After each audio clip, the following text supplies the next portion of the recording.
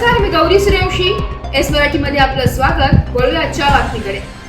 बिबट्याच्या हल्ल्यात गायीचे वासरू जागीच ठार. दासगाव बामणे कोंड येथील गुरांच्या गोठ्यात रात्री 3 वाजता बिबट्याने हल्ला केलाय.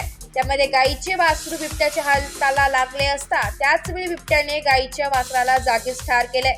बामणे कोंड येथील रहिवासी सुभाष शिर्के यांच्या गोठ्यामध्ये 10 गायी व त्या गायींचे वासरे आहेत. काल सकाळी 3 वाजण्याच्या सुमारास बिबट्याने गोठ्यात जाऊन वासरावर मोठ्या प्रमाणात हल्ला केला आणि ते वासरू जागीच मृत्यू पावले. वासराच्या गळ्यावर बिबट्याने पंजाने निशाणे केलेली दिसत आहे. दासगाव मधील वेगवेगळ्या वाडी वस्तीत बिबट्याचा संचार वाढलाय.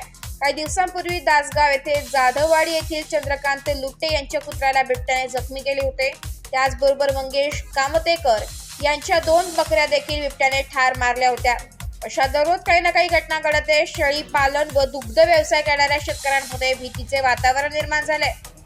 याकडे वन विभागाने तात्काळ लक्ष द्यावे अशी मागणी शेतकरी वर्ग करीत आहे. मी दासगावचा रहिवासी आहे, सुभाष नथुराम शिर्के. माझ्या वाड्यातील 10 गायी आहेत. त्यातला बिबट्याने अपरात्री 3 वाजता त्याच्यावर हल्ला केलेला आहे. तो मृत्यू पावलेला आहे.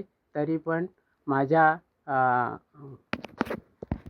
मृत्यू पावलेल्या वासराची भरपाई मिळावी एवढीच माझी नम्र विनंती. एस मराठी न्यूज साठी प्रतिनिधी निदेश लोखंडे, दासगाव.